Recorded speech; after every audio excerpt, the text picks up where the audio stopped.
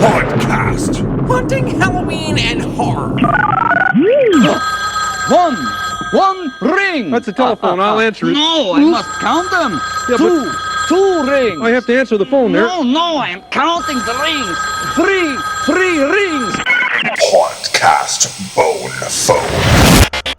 Hey, it's Baker, and I'm chilling with prop builder, maker, hobbyist, and DIYer from the Halloween Town Yard Haunt, the Christmas Town Christmas Display, and the content creator of Isaac Alexander DIY YouTube channel. His fans love him. What's up, Isaac? Thank you so much for having me here. I'm so happy to be here with you today. Oh, hey, I'm glad that you, a big-time YouTube talent like yourself could, carve out some time for a little small-timer like me. You make me feel special. Oh, stop it. You're the awesome one. Thank you so much for having me on your show. We'll get right into the meat of things. So where are you located? I'm located just outside Charlotte, North Carolina. All right. Yeah, I thought you were down on the East Coast. I don't have enough East Coast haunters on the show, and I need to change that. I interview way too many West Coast people out there because there's so many of them, and most of them are on YouTube, so it's kind of easy pickings. But I'm trying to focus more on the East Coast. Well, time to bring some of these East Coasters onto your show. We need to represent here. Absolutely. Now, do you consider yourself to be a home haunter? Actually, no, I don't. I'm just a guy that likes creating things for the holidays, but I don't think I ever saw myself as a home haunter, just someone who has a passion for creating things. Yeah, I didn't get that sense from watching your videos and considering that your channel is, I think what's the little caption under your name on the video? It's holiday DIY, gardening, and product reviews or craftsmen. It's nothing with haunts.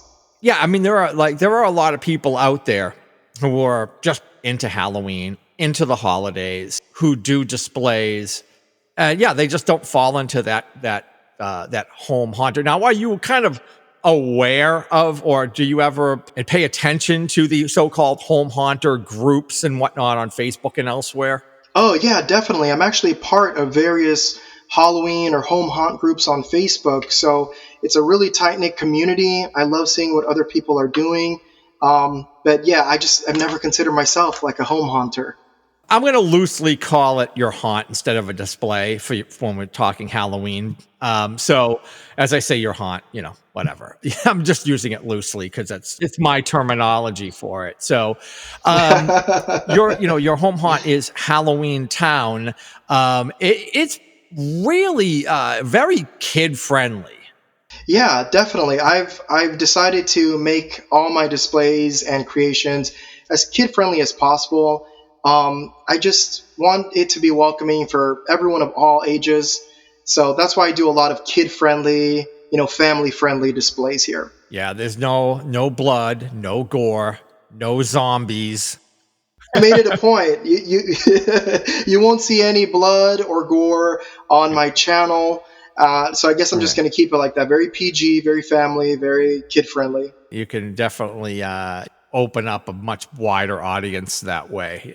When you're kind of gearing towards like a lot of jump scares, startle scares, kind of gory yard haunts, displays, whatever. I think sometimes, especially us, for home haunters and yard haunters, sometimes I think we lose perspective there, and we forget. Kids who are coming by trick-or-treating are typically younger, and we're not really trying to traumatize these kids. We do want them to love Halloween. We love it. We want them to love it. We don't want to scare the shit out of them and hope they never they never get into it because they have issues growing up and have to go see a psychiatrist or something. Yeah.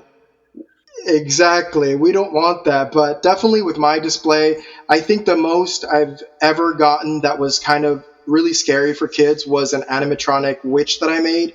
That was the only prop that kids were always staying away from, but parents loved it, friends loved it. So I just try to keep more classic Halloween, less gory, less scary, more, hey, come visit Halloween Yeah, Town. It's a fun place. you've got, it's like pumpkins and scarecrows and basically, yeah, you've got, I mean, Yeah. that witch is one of the classic cauldron stirring. Yeah, that definitely put me on the map. Yeah, definitely. She was awesome, and everybody loves her. I think the origination of that comes from what they called the cauldron creep, which I'd seen people. This was from way like decade plus old. Remember somebody made what they called the cauldron creep, which was a scarecrow type, or I'm sorry, skeleton type creature that was lurched over the cauldron and stirring the cauldron, and it just Yes. became one of those props and like DIY animatronics that everybody, if you get into doing a home haunt or a yard haunt, everybody ends up doing one of those at some point in time. Yes, they do. It's weird because it took me, even though I was very aware of it, because everybody was doing them, and I always try to like be a little different from what I do in my haunt. So I try to make. I was like, oh, I'm not going to do it because everybody does it. Everybody's doing them. I'm not going to do it. Eventually, I got around to it, and I'm like, you know what? I've got these parts sitting around, and I'm like, I could make this. I've got the parts. I got all the parts sitting here on my bench that I could make this thing. You could. And I just put my own little twist on it. I made him more of like a fishy, like a fish creature. I'm trying to do a lot of love. I'm not sure if you're familiar with Lovecraft. The Innsmouth. Nice. The whole. I'm one of my favorite stories from Lovecraft is The Shadow over Innsmouth, and it works so well because it's in Massachusetts. It's in a sea-bearing, like a sea town. I live on Cape Cod. I live, in Massachusetts, in a sea, on the coast, so like basically on a sea town. It took me a while to finally get to a point where I'm like, yeah, I want to start leaning into that and work more of that in. And I decided to make one like a more like of a fishy looking creature out of, a skeleton. I just kind of did him up and molded his face up and made him cut his teeth out, made him more of like a kind of a weird little fishy hybrid type of guy. And nice. And I finally did it. So I guess I finally got to that point where I broke down and said, all right, I got to do it. Everybody does these. I got to do one. You have one. Everybody's got one. But is that one of your only animatronic, props that you have in your yard, or do you have others? Yeah, so for Halloween, that's the only animatronic one. I have one for Christmas, which is a Santa, but it can be very complicated trying to animate something because of the electronic component of it. And I don't know anything about electronics or electricity, so I have to teach myself all that. So I just try to stick to things that don't move. They're just frozen in time. The witch was and the cauldron were the only ones that I ever did animated. I'm much bigger on static props myself. You don't have to worry about the weather. Static props are just more forgiving. You can put them, if you build them correctly, you just put them out there, and they're usually out there I can get my props out there for, for like, whatever, six weeks or so without problem. And I get, my fair amount of rain, and some storms sometimes come in, but I lucked out the last couple of years, but had bad years. When do you start putting your Halloween display out? So normally I start at the third week of September. I'll take the entire week off of work, and it'll just be sun up to sundown, working outside for the whole week, putting everything on. Normally we get a bad storm or two in October. So for the last 3 years, it's been kind of a struggle. I've had to take down my entire decorations at one point just because of these storms that are pretty strong. So I start end of September so that they're all the way through October. Yeah, that's the one thing we have to deal with is you get those hurricanes that will come up the coast and can really cause problems. And I've had nor'easters, which you probably have never been hit with a nor'easter. I bet I have, and it's not fun. No, we haven't. No thanks. I'll pass on that one. No, man, I got to get out of the Northeast. Yeah, I have more headaches with that type of stuff.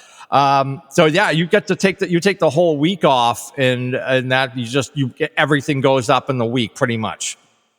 Correct. So normally by September, I'll have everything built and ready in the backyard. I have a big backyard, so everything's ready to go. It's built, it's painted, coated, sanded, all that good stuff. So I'll just take the week to do the platforms, the webbing, the lighting. Lighting is so critical to any display, so I'll take that time to bring it all out. The hardest part for me is lighting and platforms and how to stage everything versus actually bringing everything out from storage. That's easy for me. So it's the lighting and actually setting them that really takes the most time. Yeah, I do things like I kind of do more of like a slow reveal. Yeah, I kind of go like a day by day. I don't take time off. I start on the whatever weekend Okay. is the closest to the beginning of fall. And then I just start rolling things out. And then the lighting is the last thing I do. So after I get everything kind of out, Okay. then some things don't stay permanent. And then as I do the lighting, I realize, I got to move. This one's casting a shadow on something behind it. I got to move this around a little bit. So I Yeah. kind of finagle. Now, I have a decent front yard. You have an enormous front yard. I'm like front yard Yeah. jealous of you.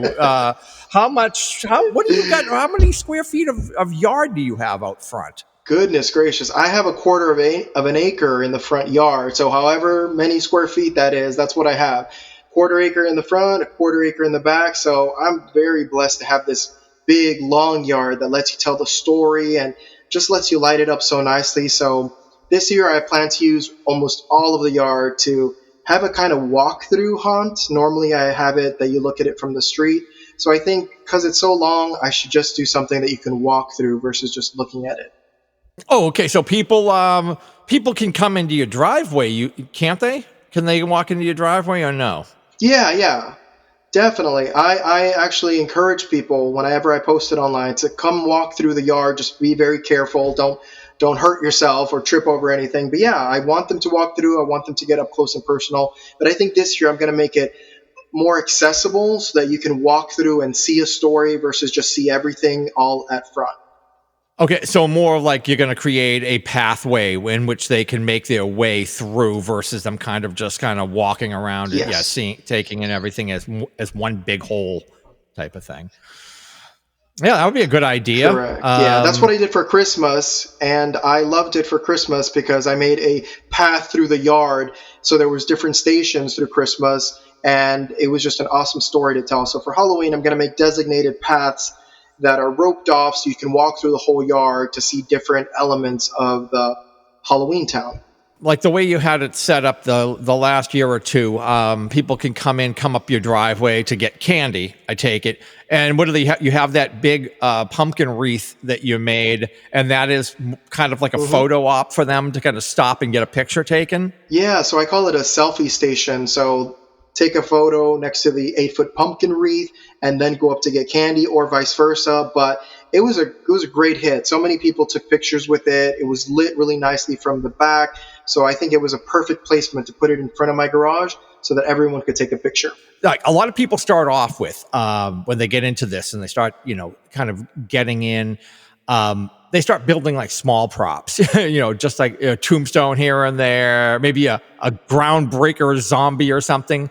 Did you just go big, like right out of the gate? Like what was your first year or two, putting together your yard display?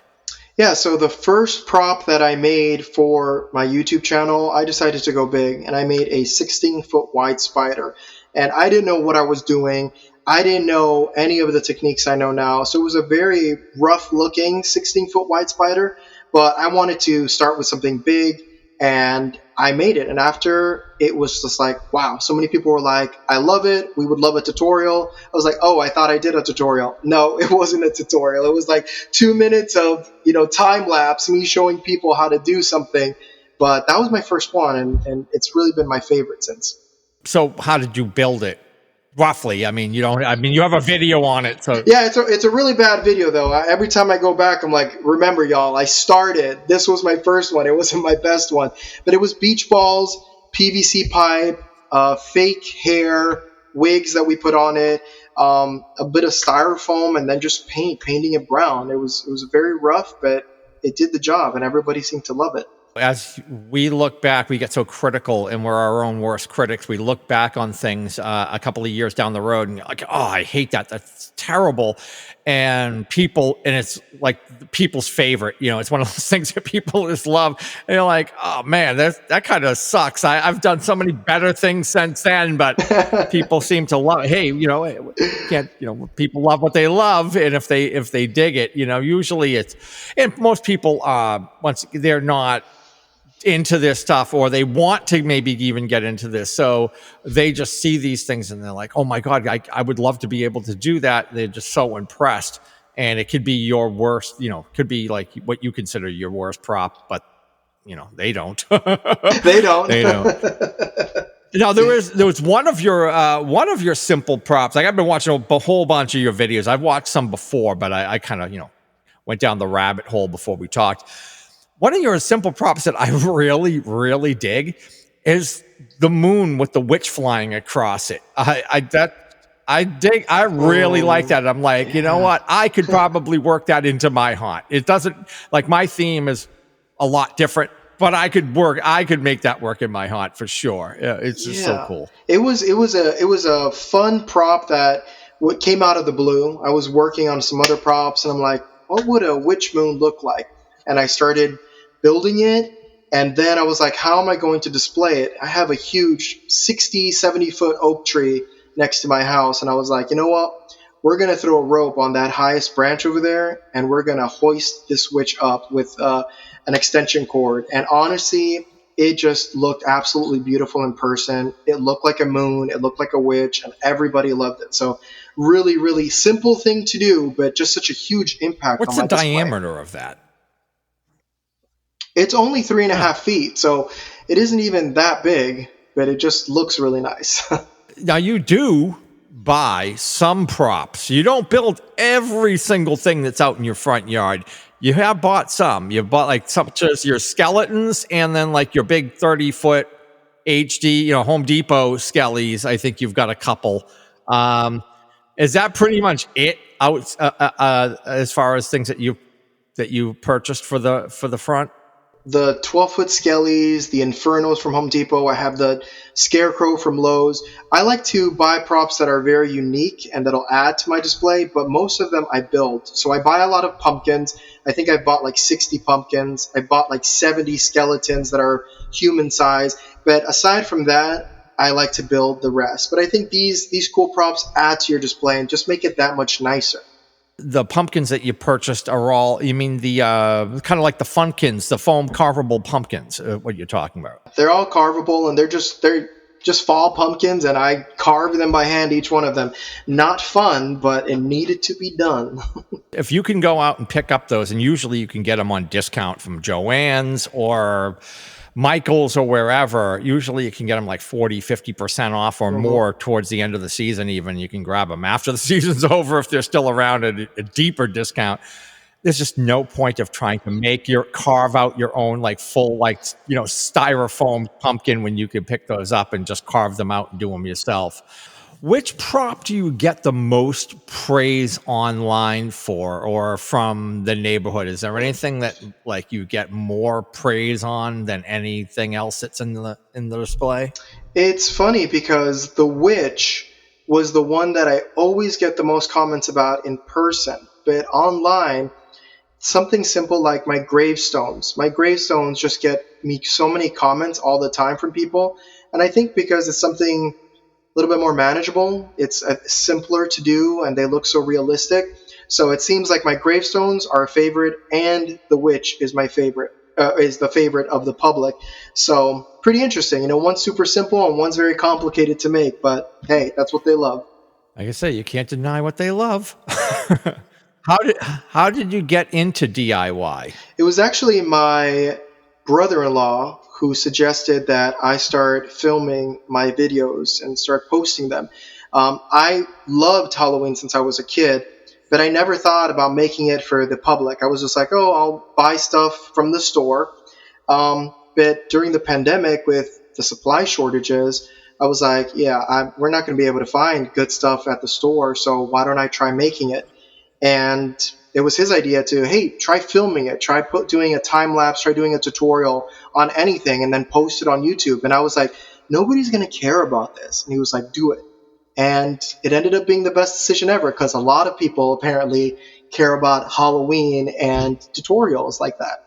Any major influence on like your style when you got started doing this, or No, and that's the thing because when I started, I don't like to be influenced by other things I see because then I feel that my mind will naturally gravitate to try to emulate that.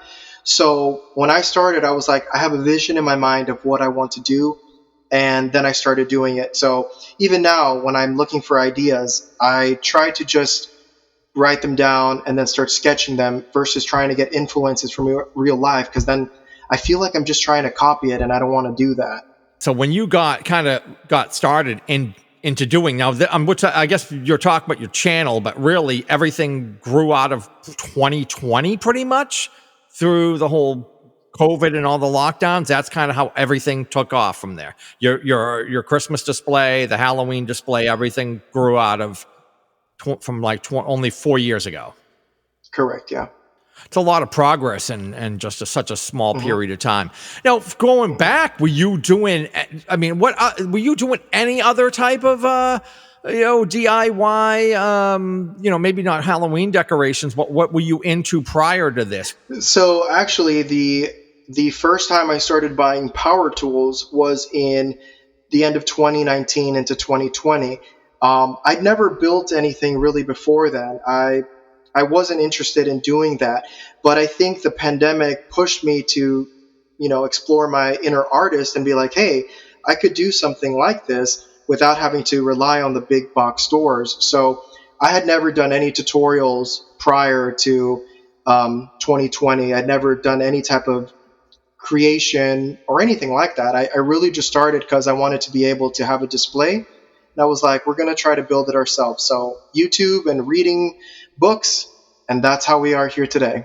I've been kind of doing this since I was a kid, off and on. So I took a long time off of in between my teens and 20s and whatever, where I was not building things, and I definitely was not overly handy, and I've become a lot more handy. It's funny, from doing all of these projects, working on props and trying to figure out how to build, tombstones, and then coffins out of pallets, and working with pneumatics and all this other stuff, that actually got me into starting to do woodworking, and that's like kind of my other thing. Like I built a whole bedroom set for myself. I've gotten into doing some woodworking, like an office set, like desk, bookcases, bookshelf, hi-fi setup for my stereo room that I just put together. Some shelves, dressers, 2 different dressers, night table, and all of that came out from somebody who never really got into doing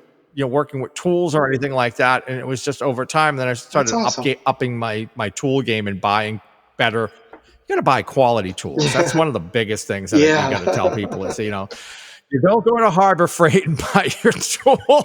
You got to go and buy us real tools, man.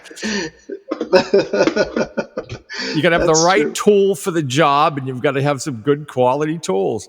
Okay, so you've got a massive amount of props, like huge props, just big, big creatures, big mushrooms, and whatever, like 13-foot pumpkins or whatever you have, and then you have all your Santa Clauses and all of that stuff. What do you have, like an airport hangar that you store all these decorations? Like, where are you putting all this stuff? I have a lot of storage at my place. I built myself 2 sheds.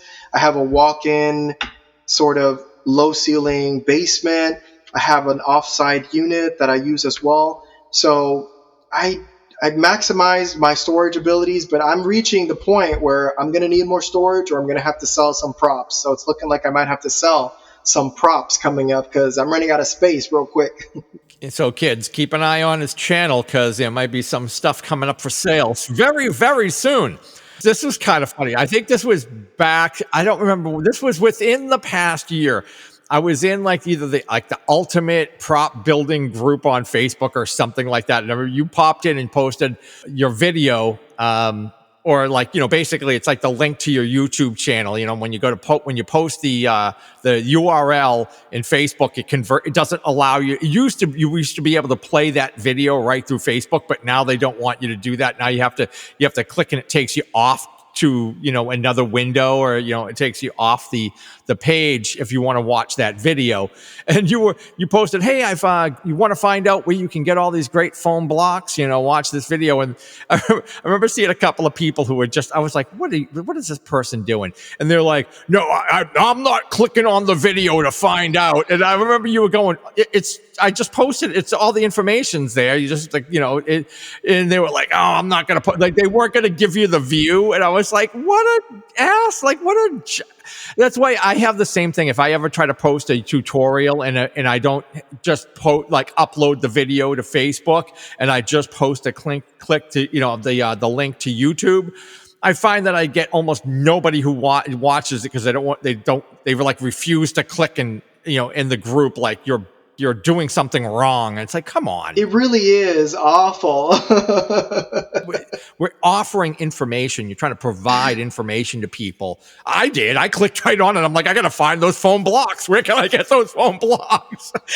Now help us out. Tell us where can we get those foam blocks? Because my listeners want to know where you can get those big white styrofoam blocks. These styrofoam blocks, you can use them for so many things. And I always tell people, Tractor Supply, or just go to these companies that ship and sell sheds and whatnot. So go get them there. But you'll get people that are just going to hate on you for no reason. I remember what you're talking about, those comments from people like, oh, this is clickbait, I'm not going to do it. I'm like, dude, I'm literally giving this information just for free. Like, I'm helping you try to find them. Yeah, I'm helping you. I'm trying to help you. It's not costing you to click on it. But yes, and I've got a couple of projects that I'm looking to build, and I need blocks. I need some foam blocks, and I've looked around, and I've actually called up my local Tractor Supply store, and they were like, no, we ship them back now. Oh. I was like, damn it. And because after, it's funny, I just rewatched your video, or I think I made a comment. You said, oh, check it out. I have another video on that. And I rewatched it, and I went on Facebook Marketplace and I looked again, because I've looked before and hadn't seen anything, but it's all hit and miss. That's the way it works. So I went on there, and some woman had a massive pile of 17 by 12 by 12s. Oh. I think you usually get the 19 by 12 by 12s for free everywhere, but I found a massive pile. So I contacted her immediately. Are these available? I'll come up right now and pick them up. Like, I will be there in an hour, and this is one of those people who barely is on Facebook, like posted it and barely checks in. So finally, 24 hours goes by, and her answer back to me is yes. And I'm like, great. Now I have to ask you when I can come. Why don't you just say, yes, they're available. When can you come and get these, take these away? So I have to follow back up, and I'm waiting. So I said, I can come up. When do you want? Just let me know when I can come, and I will come and take as many as I possibly can fit in my SUV, or I'll take the trailer with me and I'll load the trailer up. I'm waiting for her to get back to me. I'm like, why make this difficult? You're giving them away for free. Obviously, you want them gone. I'll come and I'll come and get them immediately. But yeah, I got to wait like 5 days to hear back from her about how I can come up and get the blocks. I'll just be more than happy if I can get my hands on a carload of them, because I really want to get my hands on them. So, but anyway, so Tractor Supply, if they don't ship them back, there's also somebody else mentioned something about furniture. Sometimes some furniture places might have them, but you just got to go talk to the manager. But you're also saying places that have Yeah. sheds that ship sheds or build, must be like pre-made ones. Yeah, so sheds, trailers, yeah, pre-made sheds and trailers. If you go to a business that has those, they use those blocks to transport all of the pre-made sheds, the trailers, um, anything like that. They'll use it as cushion. So many businesses just have tons of these in the back, and then they ship them back. So the three businesses that I've located in Charlotte, they're always like, "Hey, you want some? We got some." They just want them gone.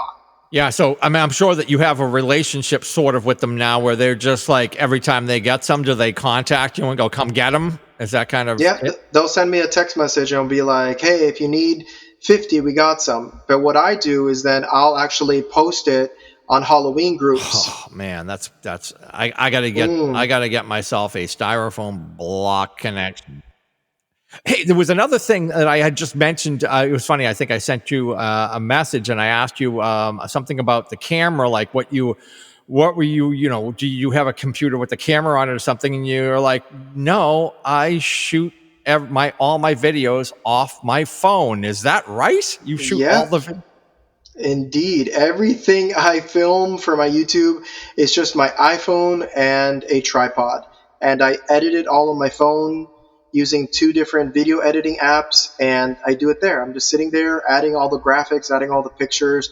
I don't know if it'd be easier on a computer, but I've only had my phone to use, so that's how I do it. Yeah, that amazes me because like I say, I have like a really nice Sony, like I forget which model it is. It's like the A6000 or something. Anyway, and I have I use DaVinci Resolve software and all of this high end stuff. And I was like, you're doing all that video looks amazing. Your YouTube videos, they really do. They look great. And I'm like, you're doing all that on a freaking phone? I probably wasted all Yeah. my time getting all this other fancy shit together. And then Probably. well, I was gonna go full bore and to try to do a YouTube channel for Hauntcast, because Hauntcast was a podcast that we run for a number of years, and then I stopped it back around 2020. I needed some time off. We kind of started. We used to do it monthly, then we were doing it like like quarterly, and then back to bi-monthly, and then eventually I needed a break. I had other things that I needed to focus on. And then I decided to come back and I wanted to try to do it in a YouTube format. And then I'm just realizing how hard it is to be a content creator and to really make ground. You got to be constantly putting out videos. How often do videos come out? Do you have a certain schedule? Is it weekly or is it a couple of times a month? What are you doing?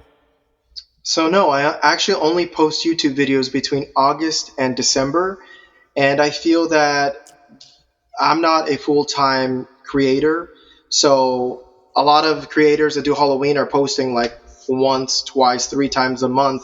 But I have just so much going on with other ventures and projects that I'm like, between August and December, we'll upload tutorials, and the first half of the year is me just building the tutorials actually. So first half of the year is pretty much all the filming of the projects, and then you'll actually start editing them up and then posting them up like the second half of the year. The Christmas, I don't do a Christmas display at all. Like one year I carved out like a Grinch and a Max dog, and I made a cool little thing where he was like pulling the lights off the tree because I had seen that on Etsy, and I was like, I'm not paying the money to buy that for somebody. It's like the corrugated plastic ones, and I just cut out. I did it out of foam, and it came out great. But because I made it out of foam, I didn't put any plywood backing on it. The fingers broke off, and then the ear breaks off, and then this breaks off, and then I finally just said, "I'll forget it." And I have not come back to it because by the time Halloween rolls around, usually I'm so just like, all right, I'm done. I'm done for the year. And I'm like, but I really do need to at least make a couple of props, just a couple of things, like one or two things just to stick in the yard, just to be festive, just to kind of get to be that festive, and not people to think I'm like some kind of demonic lunatic because I only do Halloween, spooky Halloween stuff all the time. But like you have some giant lollipops. How did you make those giant lollipops again? Yeah, it's for just pool noodles and PVC. Just roll the pool noodle up with hot glue, put some tape around it, and you got yourself some lollipop. They're super simple to make. and they just transform your Christmas decoration so much. So I absolutely love making lollipops. So you just buy the different colored pool noodles and then tape to add the stripe color on it. PVC Just that. for like the stick handle, whatever, and done. And you're done. And you're done. Easy breezy. That would be something I could do for Christmas, because by the time I'm done, I'm in full prop building mode right now. Oh, speaking of full prop building mode, what are you working on right now? Oh gosh, I'm working on pumpkins. I'm working on a mummy. I'm working on a skeleton statue. I have about 3 or 4 projects going on right now, and it's hot outside. So it's a lot of a labor of love out there to be working in these conditions. But I love it. They're going to look amazing. You got to keep it a little bit secret until the videos post, is basically what you're telling me. Yeah, I'm being as vague as possible without revealing too much. Now, does your YouTube channel help pay for these projects? Does it kind of cover it? Yeah, so definitely the money that I make from the ads covers the supplies because they get very pricey. I need a lot of material, a lot of expanding foam, PVC, all of that, stuff needs to be paid in full. So thankfully, the revenue from the channel pays for the supplies that I need for this. What's your most expensive Halloween build?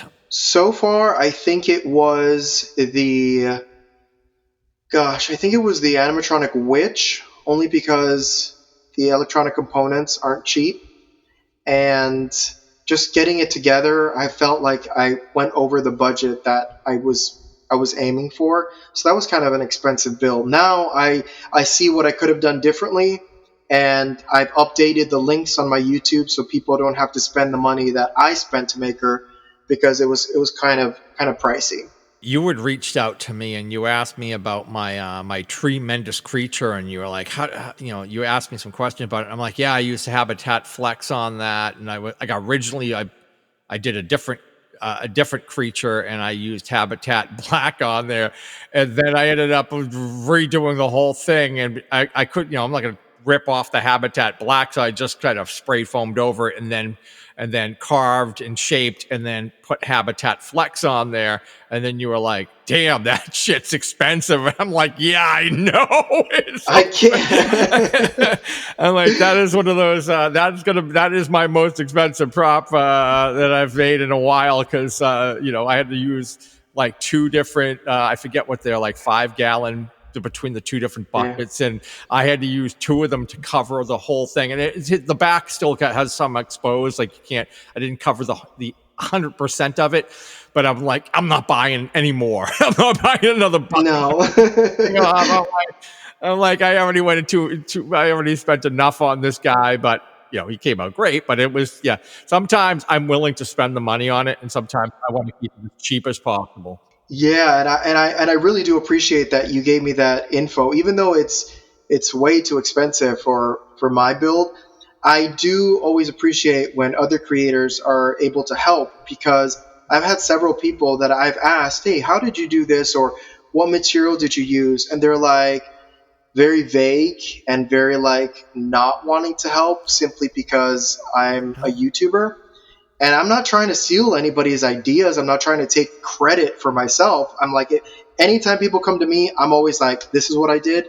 This is how I did it. These are the ingredients. I'm always willing to share. So I really appreciated that you were just like this and this and that. The way sometimes people's mind work, they're like, oh, he's going to take this and he's going to try to do a video on it, make money off of it, whatever. And this, I'm like, this whole thing is a constant, everybody's sharing information. Like nobody's there's very, very few people who originate anything, or who are the creator of anything.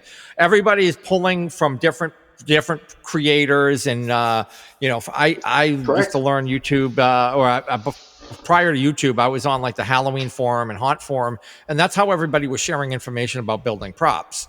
And it was considered, you have to share the information. It's like, this is open source. You have to give it to everybody, and if you don't, and you try to monetize it, you get blowback. And I get that. Yeah. I totally get it. I think people forget that we aren't the original creators of it. None of the builds that I've done am I the original creator. Someone has made a witch before. Someone's made a giant jack-o'-lantern before me. Someone's made a spooky graveyard. So we're just trying to help each other, open source everything. You help me out, I'll help you out, kind of deal. Like, have you ever had, like, do you have any of those, like, aha moments with any type of, like, material or anything that's, like, was, like, a complete game changer for you? Yeah, definitely. It was when I used expanding foam, when I switched from the brand Great Stuff to Loctite. When I did that, the possibilities opened up because you can, mold Loctite. You can create masks and skin and just bark and amazing. So when I figured that out and I saw, amazing. Yeah. Now, I don't know if Alan Hops was the originator of that, but that's where I saw it. And once I saw that, I was like, oh my God, that is the best thing I've seen in a long time. And now I'm like, I used to always, it was only Great Stuff. Now I do use Great Stuff for certain things, but I'm like, I just went out. I've got to build. I'm working on this like fisherman creature, like the Fisherman 2. I already built like a fisherman creature. He's part of my whole Innsmouth scene last year, and I'm building another one. And just to even build out the shoulders and the chest, just to add like definition, so it looks like the arms, the biceps look right, and everything. You could pool noodle it out, and then you spray a lot of that foam on it. Just like you say, you spritz it 3 minutes. Pat it down, you can really add some definition and show like the shoulders and the chest, and it looks so much more real, and it's so easy to bang out. You don't have to do all that extra carving, the extra carving with foam and trying to do all that. You spray it on, work it a little bit, spray a little bit more on, boom, boom, boom. I mean, most of my tremendous creature that I just did was almost all Loctite. And that whole outer shell was almost all Loctite, which made it so much easier to add the definition of the chest and the arm and everything, So, yeah, that I'm telling you, expanding foam. I did a top 10 video on it. It's the only video that I've done on my channel that has over 30,000 views. I've got like hundreds or maybe thousands on some. But I'm not hundreds of thousands, just hundreds or like 1,000 views. The top 10 uses for expanding foam was like over 30,000 views. The best video I've ever done, and I'm like, shit, how can I replicate that and do more? But anyway, expanding foam is absolutely and Loctite expanding foam is one of the best things I've come across in years, and especially for the price. That was just the best part about it. Yeah, definitely. Oh shit. All right. Hey, why don't we do this? Because I really wanted to help you plug you wrote a children's book. Why don't you tell us about it? Yeah, so my first children's book is called Little Olive and the Wally Bat. And bats have always been my favorite creature since I was a kid. So I was like, let's tell a story about a helpful bat that comes to the rescue of a lost little olive. So it's a really fun and wholesome story, and I published it. It was well received. Now I'm working on my second children's book, so it's on Amazon. Hopefully the second book will be on Amazon too. So yeah, Little Olive and the Wally Bat, my first book. I really love it. Now, an olive. What's more vulnerable than an olive? You got the quote, right? Love that. me try to pull a quote from Elf. Anyway, like it was like what's more vulnerable than a tomato or whatever the hell it was.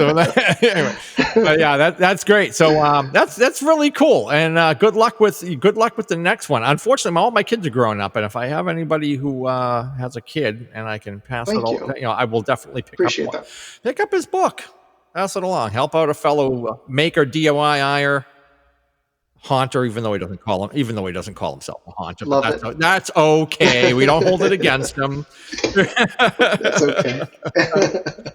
All right. So, hey, any parting words of wisdom to people who are in the newer, like DIYers or people who want to get into building and creating a nice Halloween or Christmas yard display? Anything that you can bestow on them to help them on their journey? Yeah, I always like to tell people that it's not how grand it is or how huge a prop you make.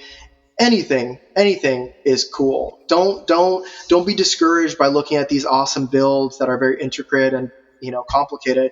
Just do anything. Just keep the spirit of Halloween alive. Put out some pumpkins, carve something easy. Anyone can be a great DIYer. They just got to start it. Just get off your arse and just build something. Just get started. Just get started. Because whatever you build, you're not going to like it, but you're going to learn from it. You're going to learn the process, and you get better, and you get better and better every time you build something. So you got to start somewhere. Just get in there and do it. And sometimes you have these happy accidents that just come out amazing, and you're like, I don't even know how I did that. That came out phenomenal, and I don't even know how I did it. I've had many of those in my haunt over the years, so. Me too. And it's just like, I don't know. It just came out great, and I didn't even know what I was doing when I started the project. So, all right, Isaac, do you have anything else for me? It was a pleasure to be here today, sir. Thank you so much for taking the time to interview me. This was super fun. And maybe at some point down the road, we can get together and chat again. So, yeah, man, keep building, keep creating, and most importantly, well, stay scary, but not for you, Isaac, because you don't get scary. No, but definitely, let's have a great Halloween this year. Please follow the podcast. Give us a 5-star review. Stalk us on social media, links in the description, and visit our blog page for more show info at hauntcastpodcast.net/blog. Until next time, stay scary. God be with you. Wait! You just can't let them go? Go. Stay on the road. Keep clear of the moors.